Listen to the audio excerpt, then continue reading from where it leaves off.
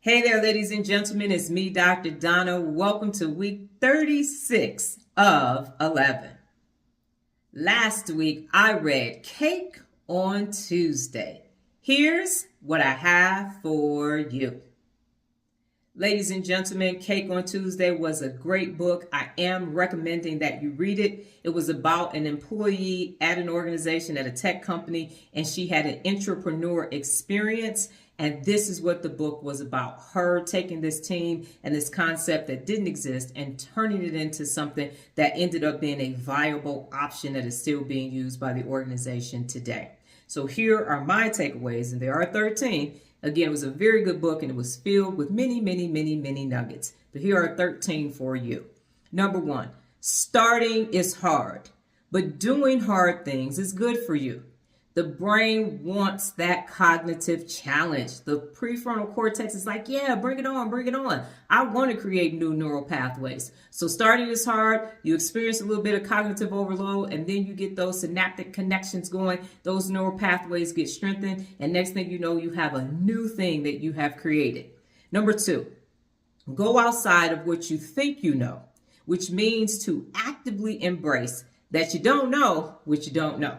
First of all, you got to say, I don't know, but we're going to figure it out. So let's embrace what we don't know so that we can know, so that we can grow. Got it? Make sense? Okay, cool. Number 3, always have a plan and always be willing to change it. I tell you, don't do anything without a strategy, and I mean don't even go to the kitchen without a strategy to make sure you get fruit instead of that red velvet cupcake. So always have a strategy, but be willing to change it when you get new information and you know that you need to change it in order for you to reach your goal. Number 4, fortune might favor the bold, but fortune also favors the well-prepared. So don't just say, oh, we're going to be fortunate, we're going to be fortunate, we're going to be fortunate, and then have a dumbass plan. No, you need a strategic strategy, something that is going to get you from point A to point B. It needs to be smart, specific, measurable, achievable, relevant, and timely. So don't just think all willy-nilly, oh, we got favor. No, you better have a damn plan too, okay? A sound strategy. Number 5, build a culture you want to work in. That's a culture that you want to work in, because if you want to work there, other people are going to want to work there as well. Don't make it for people sitting. I have a business one-on-one quote that says, if you're getting ready to partner with somebody, go to that organization at the beginning of the day and watch the facial expressions of the people as they enter into the building. Not when they're coming out looking like Fred Flintstone sliding down a Tyrannosaurus Rex tail. No. Look at the facial expression going in. And if those people are happy and talking to each other in the parking lot, that's a person that you or organization you want to partner with. If not, get to stepping. Don't go there because that's a bad culture. Okay? Number 6, action trumps everything. All that talking, losers love to talk, unaccountable people love to talk. Listen to what people do. Actions are going to reign true through and through. I'm going to listen to what you do. Number 7, have cake on Tuesday. And that means to celebrate everything. I mean, if you think about it, Tuesday is not a day that people are like, oh, Cake Tuesday. I got to go to the grocery store, pick up a cake. I'm on my way to the bakery. It's Tuesday. Also go have cake. So it shows you that Tuesday is just an ordinary day, but celebrate everything. Every win, a small win, a big mistake that saved you a bunch of money because you caught it in time. Celebrate every single day. Have some cake on Tuesday. Next is number 8, is be an umbrella and a shield. When I worked at Frito-Lay, I used to tell my team members all the time, I am your umbrella. You have no idea what I am protecting you from on the day-to-day basis. And when you are in leadership, that is your responsibility to be an umbrella and to be a shield for your team. Next is number 9, don't get lazy. Past success does not guarantee future success. And what got you here is not going to get you there.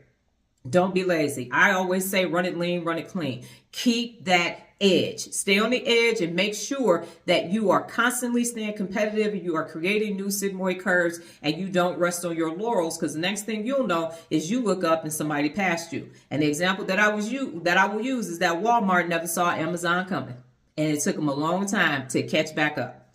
Don't be lazy and don't get lazy. Number 10, be careful who you listen to.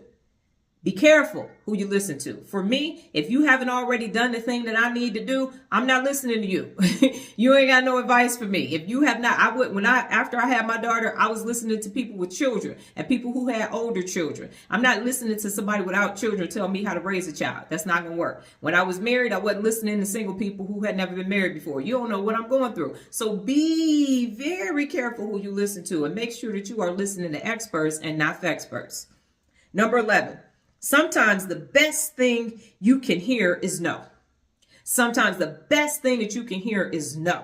And I know I say no 9 out of 10 times. When you hear a no, that means go back and do something better. And according to the science of getting rich, if you hear a no and it's small, that means that it's not big enough. That means that you went too small and that's why you heard no. So go Galaxy. Go Galaxy. Don't let that no stop you from doing what you need to do.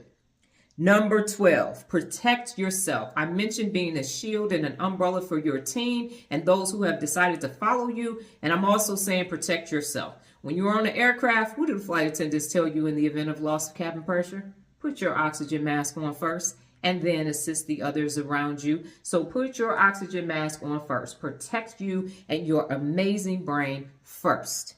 Next, and finally, number 13. All experiences are useful if you learn from them.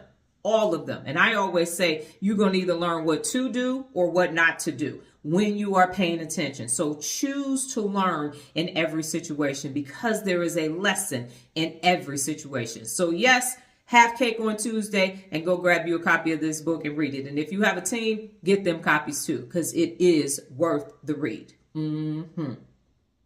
Last week in my meditation, my hands started cramping because of the amount of notes that I was taking for my lives as well as in my neuroscience class. So what I had to do was I had to make a decision and I had to let go of my spiral notebooks and my highlighter, my red pen and my black pen. Not completely, but I just couldn't devote an hour and a half, 2 hours to writing the notes down only to regurgitate the information on the live. So what I started using was my tablet. So I'm using digital notes now.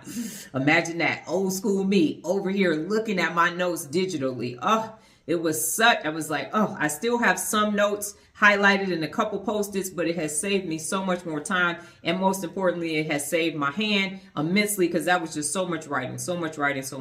I had to decide what was going to be best. And the digital notes are working out for me. I am getting accustomed to it, but change is good. Embrace change is one of the 74 principles of real leadership. And that's what I'm having to do right now. This week's book, I Will Until. Well, that's my time, ladies and gentlemen. But before I get out of here, just remember the journey of 11, a time for meditation to a path of manifestation. Adios.